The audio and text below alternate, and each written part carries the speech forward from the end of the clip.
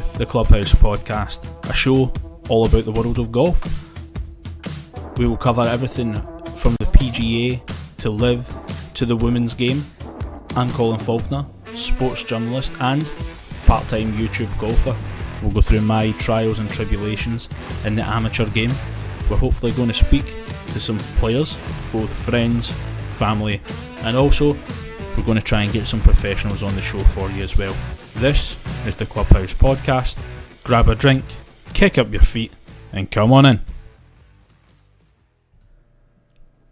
Well, as explained in that intro, yes, I am Colin Faulkner. I am, believe it or not, a sports journalist, and I am also a part-time YouTube golfer. So, believe that if you will. If you've ever seen me golf, you might not believe it, but if you're on the channel, the chances are you've seen me golf, and the chances are you've seen something there that's kept you around, whether it's my big bald head, whether it's me getting beat off of Scott McDonald relatively regularly.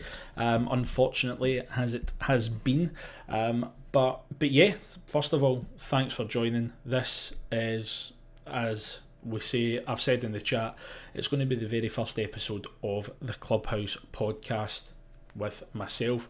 We're at the moment kind of going into, for us golfers, considered a holy week. It's the week of the Masters, which kicks off tomorrow.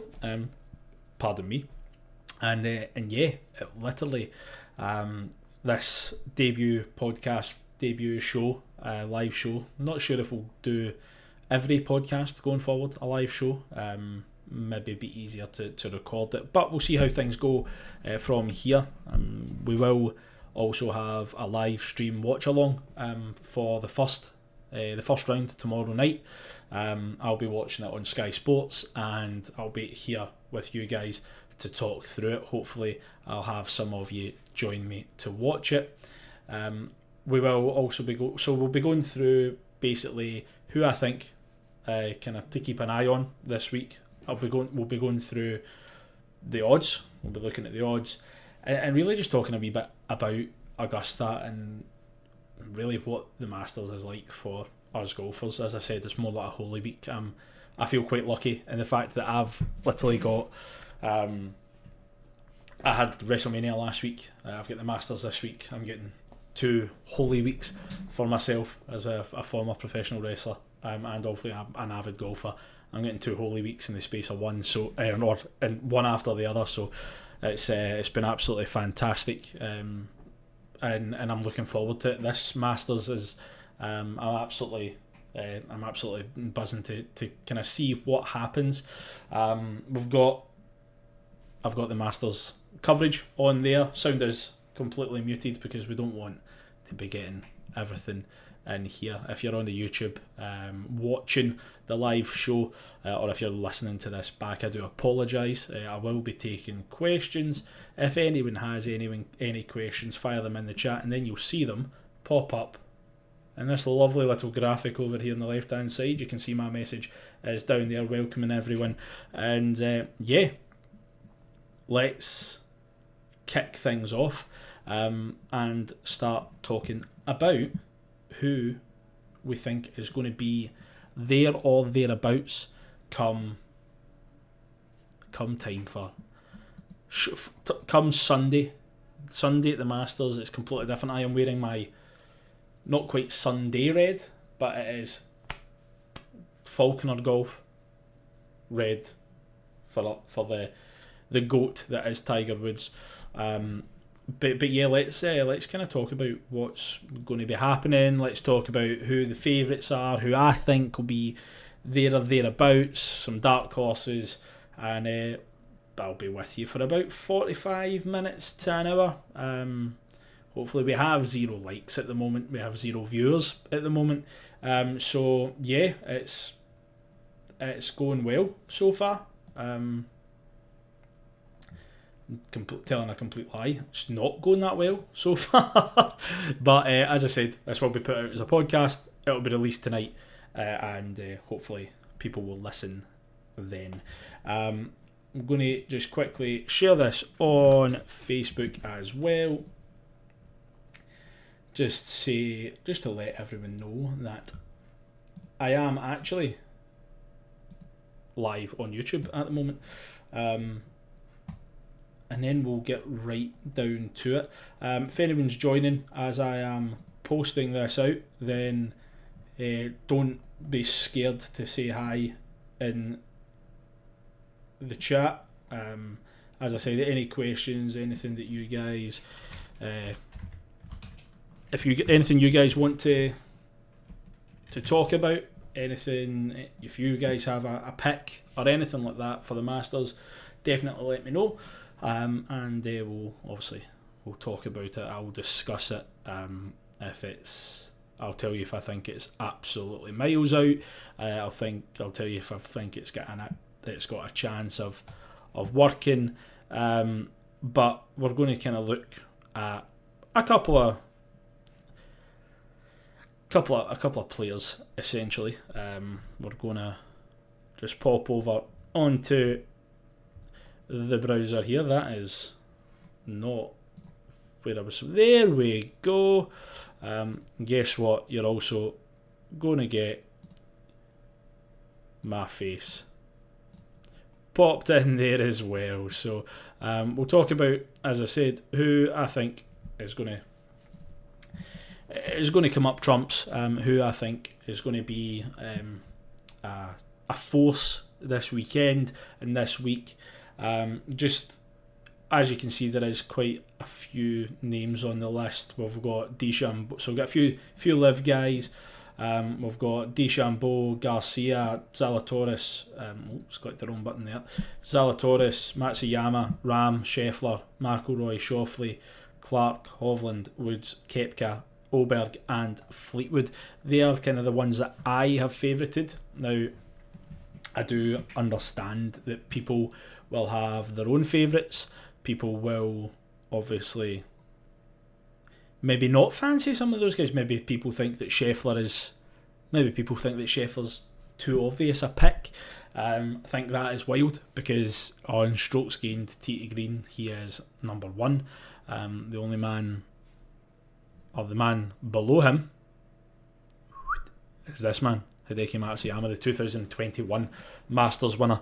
Who can forget the scene, the final scene on 18 when I think it's Kota, his caddy, turned and bowed to the course. I mean, it's one of those moments that kind of lives on in Masters, kind of, and as one of the top moments of the Masters, and it was from his caddy just showing respect to the course. We'll just come out of that for a wee minute. So that'll be we'll have the browser kind of going. We'll be able to talk through. We'll look through the Sky Bet the odds as well. At the moment, again, we have 0 people watching. So, hey, listen, I must not be that entertaining. I'm going to quickly put the sound on. Yep, I'm definitely able. People can definitely hear me. But, hey ho, who knows? Now, I'm going to put a wee bird call out on Instagram as well. And as we say, this is going to be the first bird call, and it's just going to be a wee story just to say we're live.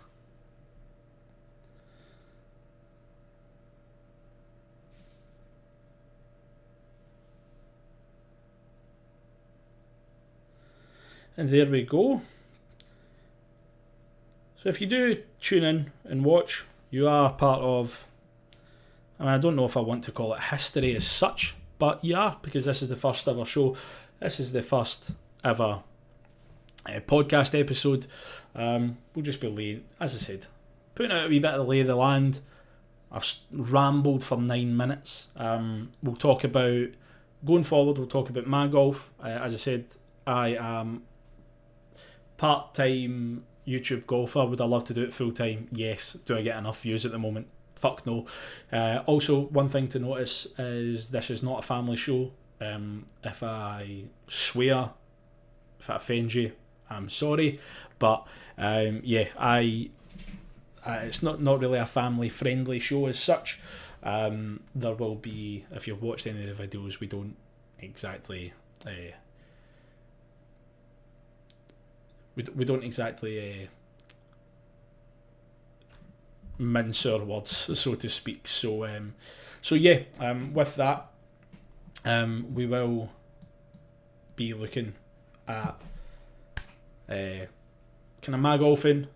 Not today, that's for another time. So we'll be going through that on the podcast at times. So we'll hopefully be interviewing some golfers, both amateur, and I'm going to be sending the bird call out to try and get some professionals to interview them. As I said, I am actually a journalist, believe it or not, so we might actually be able to talk to some people that actually play golf for a living, whether that be a actual professional golfer, or potentially we'll try and get some of the guys that do YouTube golf to pop on and talk about just kind of the process and everything that they go through. But yeah, kind of that's by the by. That's just kind of looking ahead. We are currently, as you can see here, that says subscriber goal up the top right, the top corner there. We are currently at 118. The first goal is 500. The baby steps, and then once we get to 1,000, it will be a case of I can actually make a wee bit of money from this. Now, whether I do or not is a different story, but talking about golf, I play golf enough. It will be a case of I'm doing this because I enjoy doing it. And we do have two viewers, apparently. So first of all, hello, thank you for watching. As I said, if you've got any questions, fire them in the chat. Oh, we're up to 3. If you've got any questions, fire them in the chat. I'll get to them. They'll pop up in this lovely little graphic over here. Basically, on we go to speaking about the Masters. So, as I was saying earlier, we've got the kind of layout here. That's really like all the stars here are just guys that I've noted, essentially. As we know, Scotty Scheffler, or if you follow golf, or if you're just watching this because you're trying to be nice to me, Scotty Scheffler is kind of the man of the moment at the moment. Man of the moment at the moment. Yeah, he's won 2 of his last 3 starts, finished second in his last start as well. Didn't play at the weekend there in Texas at the Valero Open, which was won by Akshay Bhatia, who will also be in the field this week. But yeah, Scotty Scheffler's kind of, aside from his putting's still not the greatest, but he's not putting badly at the moment, I would say. He's just not the kind of what you would expect from a guy that's playing so well. You would expect guys to be sinking putts left, right and centre. I mean, he doesn't do that. But for, like, you look at his footwork as well. You look at really, when he hits the ball, it looks as if he should be falling over, losing balance, like shouldn't be connecting with the ball. But he's one of the best ball strikers in the world, and something I am obviously completely envious of, because at the end of the day he's out there playing professional golf. But with regards to that, like, he has to be and is the favourite going into this Masters in 2024. As I said, on the PGA Tour, second in strokes gained from tee to green, so the best player tee to green. Also not a great putter historically. It's Hideki Matsuyama. He's played really well this year so far, got a win at the Genesis, and really it's just been a case of consistency for Hideki, and at the end of the day, he's been there, he's done it before. He wasn't putting relatively great when he won the Masters back in 2021, but regardless of that, he is definitely in there with a shout. I've also got Garcia on there as well. He played really well this weekend on the Live Tour. Now, I will hold my hands up and say sorry to all you Live content creators. I personally not the biggest fan of Live. Love some of the golfers that are on the Live Tour, but it's just not for me. I prefer watching the PGA Tour. Obviously, if you could not tell by my accent, I mean, I'm getting a text message from a viewer who's saying, yep, telly is shite tonight and it's my face. There is an absolute shocker. Thanks, Mikey. Thank you very much for that. Now, as I was saying, I'm not a massive fan of Liv. I have tried, don't get me wrong. I just find it weird that, first of all, I find it weird that it's a shotgun start. I've played in shotgun starts. Personally not a fan of playing in them either. It's not starting on the first hole. But yeah, listen, if you're a Liv fan, I don't hold it against you. But yeah, these guys are obviously coming in less starts, so they might be fresher, but the question is, are they sharp enough? Granted, they played last week, but the PGA Tour's obviously been rumbling on since the start of the year, and I get that some guys have went and played over in the Asia Tour, like Joaquin Niemann, despite now this doesn't come out of his mouth, but some of the guys went, oh, we want to play less and be home more. Cool. Then they go and play in the Asia Tour because they're trying to get some world ranking points. Joaquin Niemann, he at least has been firing on all cylinders this year. He went out, he earned his Masters invite. Now the top two, DeChambeau, playing really well as well. He's hitting the ball a lot straighter than I've seen him before.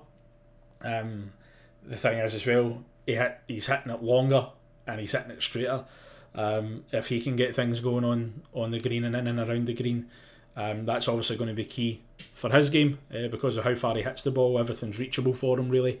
It's just a case of can he be smart and really what he does kind of in the short game. With regards to Rahm, again, it's just a case of is he sharp. He's played well from what I've seen on Liv.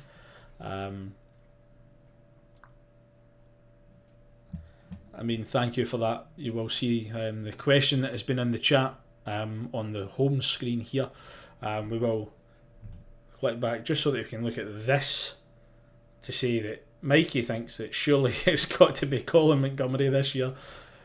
Listen, if Colin Montgomerie gets the old spikes on and plays in the Masters, then listen, I'll put a bet on anything.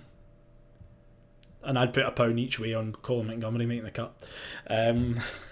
Would I put money on him winning it? Fuck no. But I would put money on him winning the cut. Now, back to the leaderboard here. We've got, as I said, Rahm. It's a case of is he sharp? Me personally, that's the question that I want answered. We all know the quality that he has. He won it last year. He's the defending champion. How does he shoulder that burden of being the defending champion and coming back to a course like Augusta? Supposed to be breezy Thursday, definitely, and I think Friday as well. It's supposed to be breezy, so it's just a case of how well you can play in the wind. Next one down here that I've got to keep an eye on, the one that is chasing the one that can make him a Grand Slam champion, and that is Rory McIlroy. Rory, if you need me for introductions, by all means, I will 100% do them for you. You are the one that is chasing the one that will make one a Grand Slam champion. Listen, Rory's season's been up and down. Back at the start of the year, he finished second behind Tommy Fleetwood out in Dubai. He then won in Dubai, and up until recently has been pretty much kind of inconsistent, yo-yoing up and down the leaderboard. Is the way I would describe it. Final round on Sunday at Valero Texas Open, so much better. Believe it was either a 5 under or 6 under round that he carded. Looked so much better with his irons, and that's really been the issue with Rory so far this year. Is his iron play he's been leaking a lot out to the right.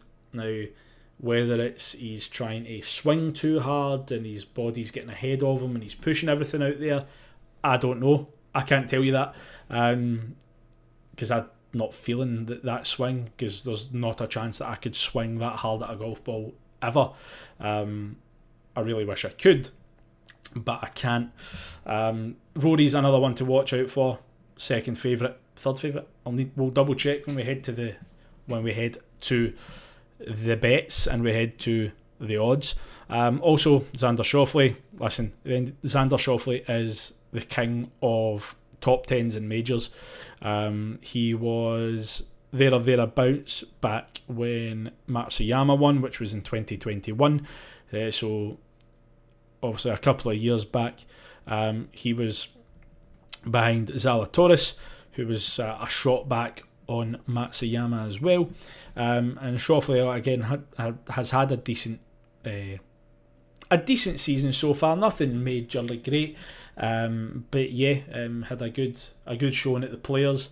Again, was there or thereabouts when Scotty won that, and he'll definitely be one to watch because, again, as I said, Mr. Consistent. Wyndham Clark. Now this course doesn't really suit the shape that Wyndham plays with. Wyndham is more or less a left to right ball striker. He likes to hit a fade or a cut.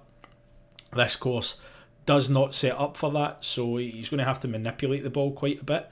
But again, man in form, he's been playing really, really well, and it's just a case of can he carry this form into a massive stage, because I believe this is Wyndham's very first Masters Championship. I think of Victor Hovland, who has been playing like an absolute diddy this season. He played the best golf of his career last season, striking the ball really, really well, and then what happened was he changed swing coach at the end of last season. Now, if you ask me, you win, was it 2 of the last 3 events of the season, you win the FedEx Cup, you are playing great golf, contending in majors, and then you go and change everything. It just seems baffling to me. He was speaking to the media last week, or this week, sorry, and the way he explained it was that he'd got as much as he could out of his swing, and he's a bit of a geek or a nerd when it comes to like getting the most out of your swing and the mechanics of it all. So again, I can understand that he's looking to improve, but I mean, when you're playing that good a golf, it's all about consistency, and honestly, like, I just can't believe that he changed. But that's by the by. I know nothing because I'm not a professional. Then we have the great one, Tiger Woods. He is coming in wearing his Sunday Red brand at the Masters for the very first time. This is the longest odds that I've looked at them. This is the longest odds that Tiger Woods has ever been at the Masters, or at any major, I believe. Yeah, it's not great, but you can bet that I will be putting a bet on him each way, and also a bet on him to make the cut, because if he does, it's either 22 or 23 consecutive cuts, which would be the record at Augusta. I've also got Brooks Koepka. Didn't play great this weekend on Live, but finished really well last year. Won a major last year as well, and if there's ever someone that's going to contend from Live, it's big time Brooks. So yeah, he's got to be a player that's in contention. We've also got Ludwig Åberg, burst onto the scene last season, forced his way into the Ryder Cup team, and didn't look out of place again on the PGA Tour this season. He hasn't really looked out of place. He's been playing relatively well. Just kind of, again, it's got to be consistency and how he can perform on the big occasions. And then Tommy Fleetwood. Tommy is there. He's that close to winning a major. He just needs to string 4 days of good golf together. Again, a really clean ball striker, lovely with the wedges, and he can putt. He's got to hit fairways, he's got to hit greens and make putts. That makes golf sound really fucking easy, but it's not. And Tommy Fleetwood, I mean, for someone who is so talented and so good, doesn't win anywhere near enough. Already got a win this season, so hopefully that kind of shows him that he can do it. and hopefully this year could be the year of Tommy. Whether it's at the Masters, I don't know. It could be at the Open later on this year at Troon, but yeah, definitely a good all-weather player as well, and hopefully Tommy can do it for the guys from. Obviously, he's English. I'm Scottish. I'm going to support British golfers. Back to my ugly mush, and we have another question from Mikey. Serious question, apart from the obvious that he gets in his own head. What is your opinion about Augusta that Rory just can't handle over the full weekend? I mean, it is a good point. He does, and I think the fact that he's kind of it's went on and on and on. It's obviously going to be that monkey on his back. What is he? Is he ever going to win one? Is going to be a question. I'm going to give you a wee like on that question. I'm like, but here we are. Oh no, I'm not. Okay. Yeah, I just clicked something and nearly broke my PC. So, but yeah, with that, on the question on Rory, I genuinely think it is a case of he gets so much in his own head that and people start to, and I think he believes the shite really that he can't do it or something like that, which is ridiculous because I mean he's the second bit according to the official World Golf Rankings, and believe me, I think the OWGR is a lot of bullshit, but he's the second best player in the world at the moment, and I think regardless of the OWGR and how shit they are, I think that is true. Rory McIlroy is the second best golfer on the planet at the moment, and it's maybe something about the course setup that he just it doesn't suit his game. I really can't put my finger on it. It's hard to string 4 good rounds of golf together, regardless of where it is. Even if you look at Masters, again you're not getting guys that are scoring well on all 4 days. I think the best way to go about it is from a golfer's perspective, or from a fan's perspective, from a golfer's perspective, is a case of you've got to minimise your misses, and again that's the pro.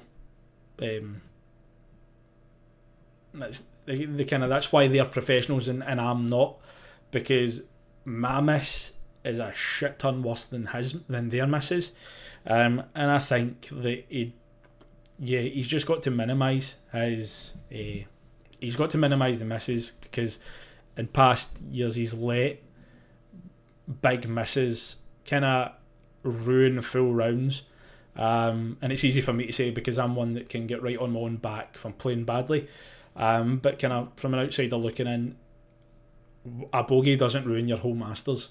It doesn't. I mean, a double bogey doesn't even ruin your whole Masters.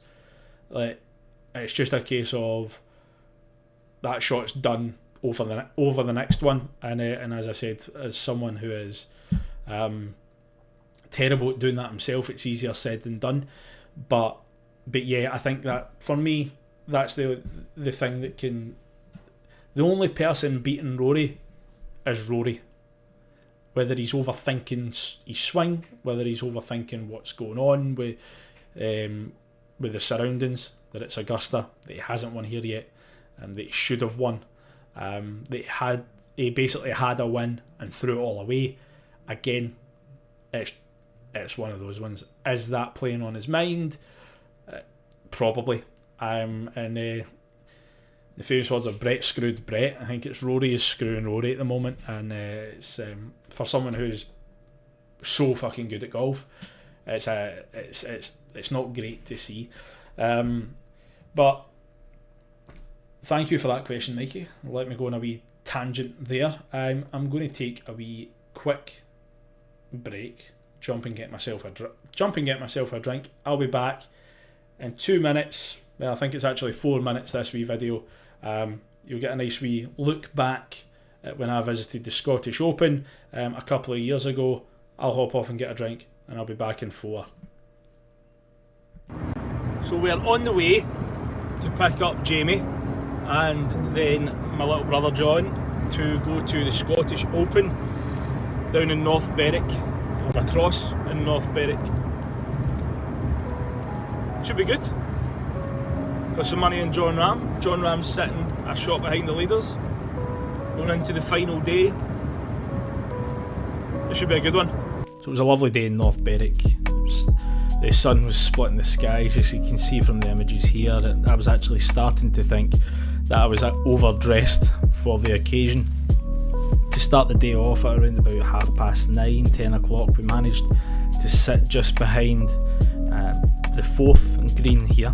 We can see Weisberger's approach into the 4th green. It was a good wee spot to sit at for a while.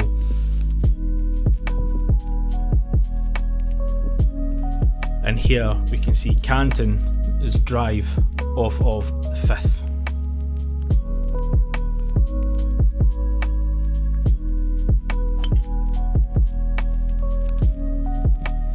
Magnificent drive there. It was a very hard day for the guys to start off with. The wind. It was very breezy on the Sunday, and there wasn't a lot of low scoring early on in the day. Here we can see Colin Morikawa's approach into the 11th hole. Kind of struggled throughout the day with the putter, but you can see from this and where he ends up, the excellent iron play that Colin possesses. As you can see, he puts that into within 15 feet and unfortunately would walk off with a par on that hole. As we followed him up to the 12th, he would again walk off of the 12th with a par and just unable to sink a birdie putt. However, he did manage to pick up his first birdie of the day on the 14th hole. We also managed to sit right behind the fifth green, a great spot, and we were able to watch quite a few of the guys come through and head towards the 6th. As we can see, Will Zalatoris making an effort for birdie here. Unfortunately, doesn't make the birdie putt. Walks off with a par and on to the 6th, ending up with a round of 10 under. Here we see an Ian Poulter birdie effort as well. Ian had a fantastic round on Sunday, ending up at 17 under. Had to stick around in the clubhouse with the possibility of a playoff and missed the first half of England's Euro final defeat against Italy. Here we see Aaron Rai, at the time reigning Scottish Open champion, teeing off on the 9th.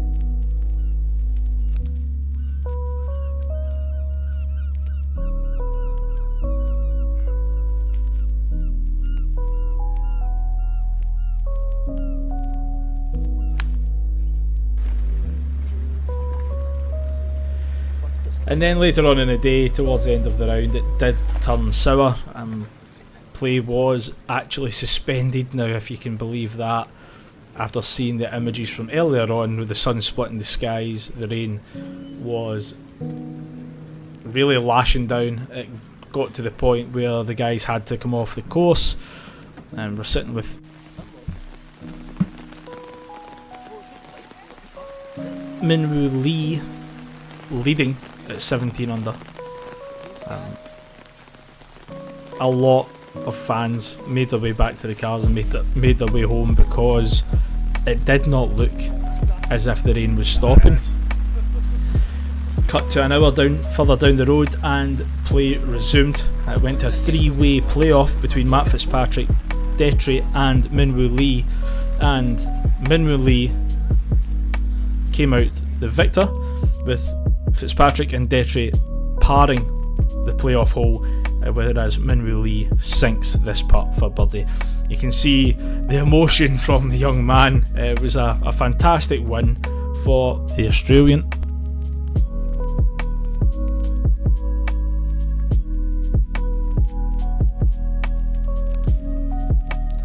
A massive congratulations to the young man, certainly deserved it, and there will be much more to come from the 22-year-old.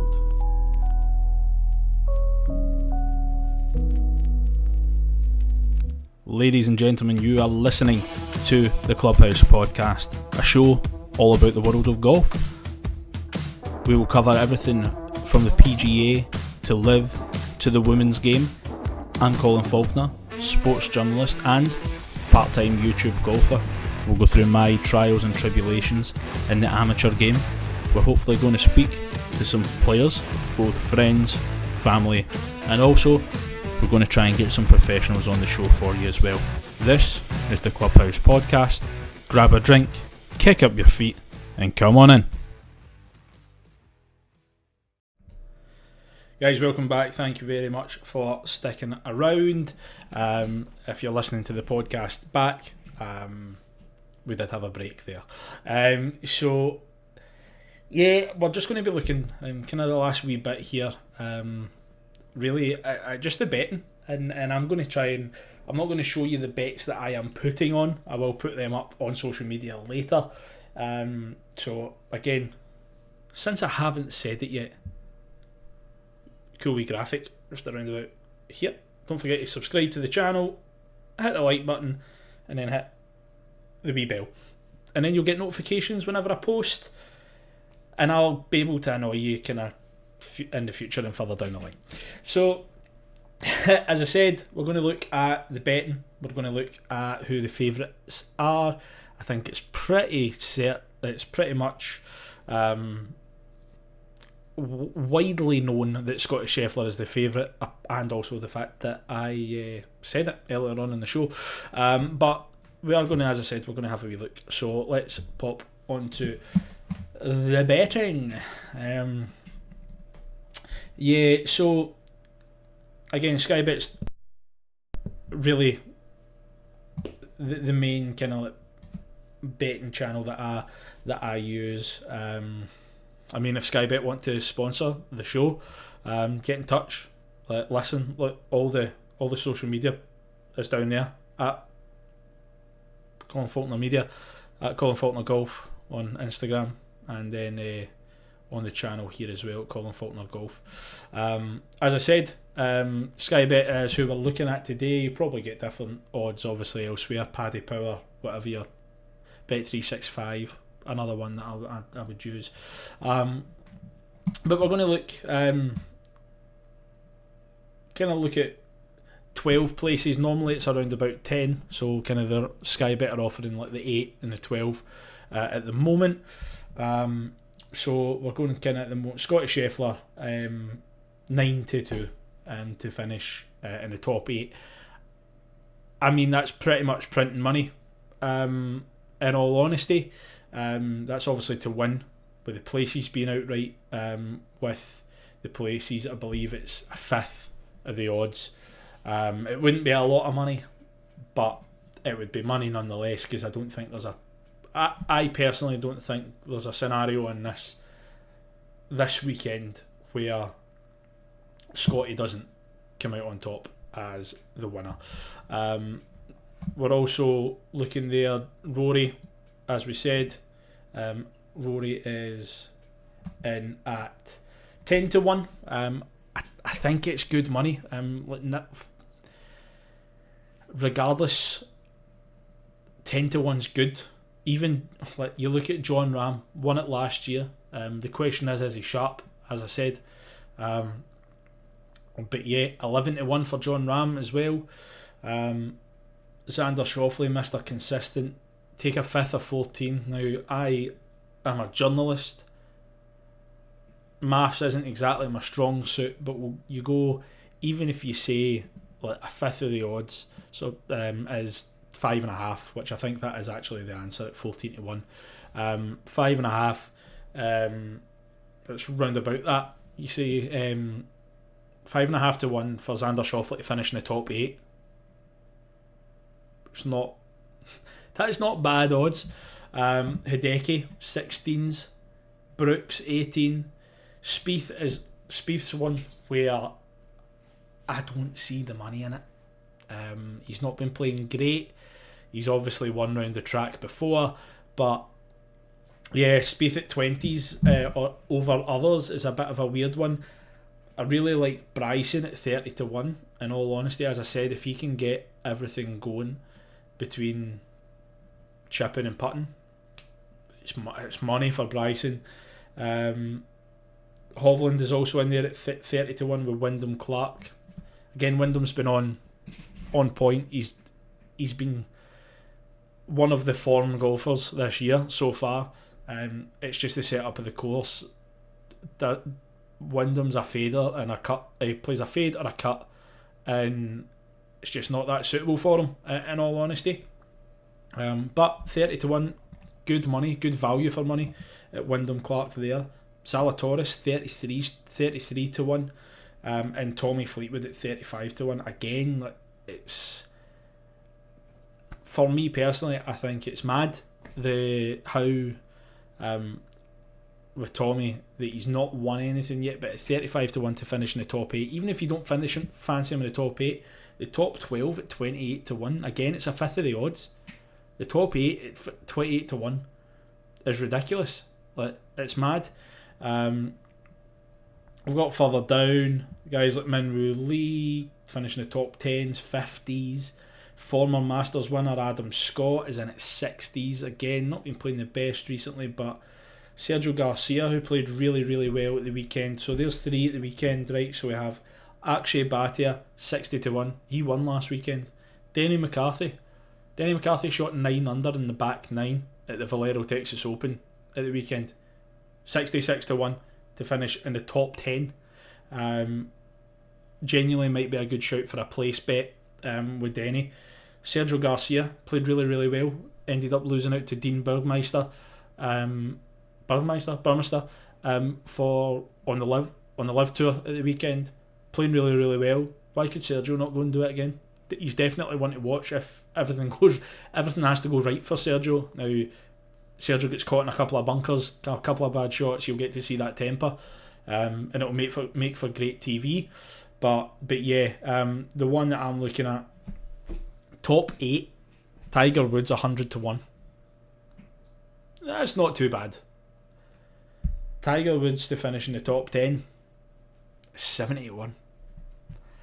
Now, you don't have to be a gambler. Also, Blair, thank you for the subscribing to the channel. I'll get to update the wee subscription to 119. Thank you very much. Now, and thank you for the heart eyes. I do appreciate that. Now, with Tiger Woods, 70 to 1 to finish in the top 10. That's, for me, I just really want to see it happen. Is it the romantic in me that's wanting to see Tiger go and do it again because he's not done it for a couple of years? Yes, probably, but it's definitely something that I would love to see happen. You've got guys like Ricky Fowler, top 10, 80 to 1. Again, you're going to get a fifth of the odds, so you're getting just under 20s there. Obviously, the further down you go, there's not that many big names down there at the bottom. Poor Jose Maria Olazábal, 3,000 to 1 to win it and be in the top 12. Honestly, would love to see it happen. Would absolutely love to see it happen. You've got the amateur Christo Lamprecht, who had a good outing at the Open last year as well. He's obviously in there. And then we've got some price boosts here with Sky Bet here. McIlroy and Scheffler, both top 10 including ties, 5 to 2. Just to both be in the top 10. Definitely worth a shout. Because Rory's, as Mike you mentioned in the chat earlier, Rory does have a bad round in him at Augusta. But always on the last day, he always rallies. And he always rallies, and it's definitely a good shout. McIlroy or Rahm to win at 11 to 2. Not bad, and you're getting a double chance. And then Hovland, Fitzpatrick and Fleetwood all to finish in the top 20, including ties. That's actually really fucking good. It's 7 to 1. That's tempting. That's very tempting. The other one down here is Scheffler, McIlroy and Rahm all to make 4+ birdies or better each on the first day. That's the price boost going into round 1. That's Rory's been making a lot of birdies, but he's also been making a lot of bogeys. So, could definitely happen. Scheffler's been making a lot of birdies because Scheffler is Scheffler. But yeah, as I said, there's also bets on top 5, 10, 20.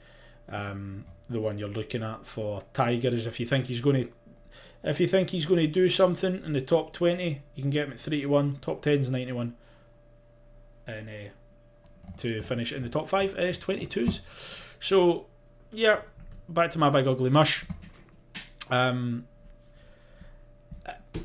It's one of those ones with the Masters. The Masters is wide open the majority of the time. The Masters is wide open. And everybody seems to be flying under the radar at the moment purely because of Scotty Scheffler. Like, because of how well Scotty's been playing, it's been kind of why everybody else is coming in and they're not mentioning him. So that, like, not a lot of people are mentioning Hideki Matsuyama. Not a lot of people are mentioning Xander Schauffele, which is quite wild. Not a lot of people are mentioning guys like Fleetwood, guys like Oberg, who's been playing really, really well since he joined the PGA Tour. The reason being, all the attention is on Scotty because of how well he's been playing, and rightly so. All the attention should be on Scotty. Should be on Scotty. Should be on John Rahm, who won last year. Brooks, the only live guy to win a major last year. Obviously, John Rahm was a PGA Tour guy at the time, so they don't count as live guys winning majors, no matter how much live social media wants to tell you it does. It doesn't. They didn't win them while they were on live. You can't say it was a live guy that won the major. So stop claiming all of Phil Mickelson. Stop claiming Phil Mickelson's wins. Stop claiming John Rahm's wins. When they do it, when they're playing on live, then they'll get my credit, like Brooks did. And I like Brooks. I really do like Brooks as a golfer. I think he's unbelievable. And I, as a PGA Tour watcher, miss watching him play against the best golfers on the PGA Tour. But yeah, it is what it is. It's one of those ones that I've been going on for 47 minutes now, and I'm gonna bid you adieu. I'm gonna get myself some dinner, and then I'm gonna prepare for tomorrow and prepare for the first tee off of the Masters 2024, the 88th Masters at Augusta National. We have obviously the Masters colours for the show. It's weird because I'm flipped. We have the colours for the Masters show. These will be on the live stream tomorrow. As I said, I'm going to do a live watch along. I'm going to be sitting watching here, talking to hopefully you guys in the chat. And then yeah, we'll be talking about what's going on, who's going well, who's ruined their Masters opening day, and yeah, we'll also be streaming. I'll also do a live stream on the final round, and we'll be able to crown a winner on Sunday. So don't forget, back here tomorrow night. I'll be in from work and we'll have it. We'll probably be live around about 7 o'clock again. But in the meantime, thank you very much for listening. Thank you very much for watching. And as I said, don't forget to come back tomorrow. We'll see you all then, and enjoy your Holy Week, which is Masters Week.